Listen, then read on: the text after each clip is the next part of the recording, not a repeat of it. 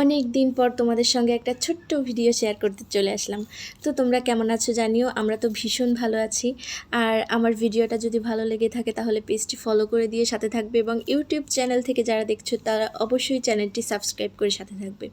তো সকাল সকাল চলে গেলাম মাছ বাজারে। মাছ বাজার করতে আমার ভীষণ ভালো লাগে। মাছ বাজার, সবজি বাজার, যে কোনো কেনাকাটা করতেই আমার ভালো লাগে।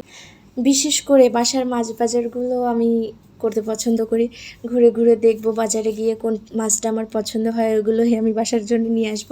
তো এইখানে দেখতে পাচ্ছ একেবারে ডিমওয়ালা ট্যাংরা মাছ, আর এখানে ছিল কিছু তেলাপিয়া মাছ, আর এক একটা পাবদা হচ্ছে জাম্বো সাইজের পাবদা। তো মাছগুলো পরিষ্কার করে আমি বক্সে করে ফ্রিজে রেখে দেব। এগুলো ছাড়াও কিছু সবজি বাজার ছিল। এর পাশাপাশি ভিম লিকুইড এবং কিছু লিকুইড জিনিসপত্র ছিল, ওগুলোও নিয়ে নিলাম। আর এই উচ্ছেগুলো এত ফ্রেশ ছিল যে দেখে না নিয়ে আর পারলাম না। আমি অবশ্য উচ্ছে অত পছন্দ করি না, কিন্তু তার জন্য নেওয়া হয়েছে।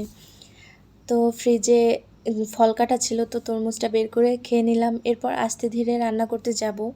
আজকে ভেবেছি রান্না করব যে তেলাপিয়া মাছটা এনেছি, তো ওই মাছটা দিয়ে এই মিষ্টি কুমড়ার আলু দিয়ে রান্না করব।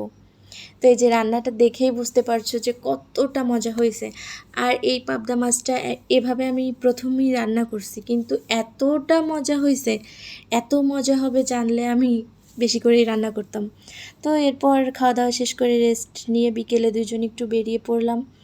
তো বাইরে গিয়ে এই আম মাখাটা খেয়েছি। এরপর সন্ধ্যায় বাসায় এসে চা খেলাম।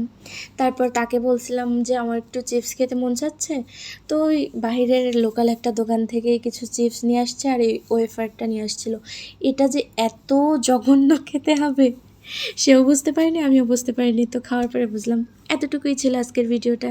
দেখা হবে নতুন ভিডিওর সঙ্গে। ততক্ষণ পর্যন্ত সবাই সুস্থ থাকো, ভালো থাকো, টাটা।